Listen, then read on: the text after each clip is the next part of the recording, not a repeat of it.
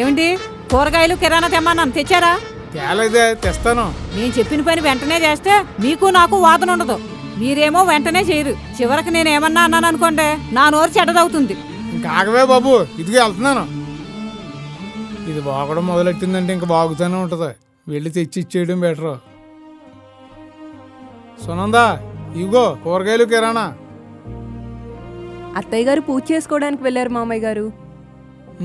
ఓహో అలాగా. మీనా ఎలారా? ఏంటి మామయ్య గారు? ఇదిగో అమ్మా ఐస్ క్రీము. నీకు కోకోనట్ ఫ్లేవర్ అంటే ఇష్టమంట కదా, సూర్య చెప్పాడు. లోపల పట్టుకెళ్ళి తిను.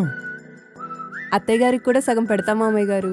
బయలెడి దానివే, కావాలని శివాట్లు కొని తెచ్చుకునేలా ఉన్నావు. నీకు నేను ఐస్ క్రీమ్ తెచ్చానని తెలిసిందనుకో, నన్ను నల్లిని నలిపినట్టు నలిపేద్దా.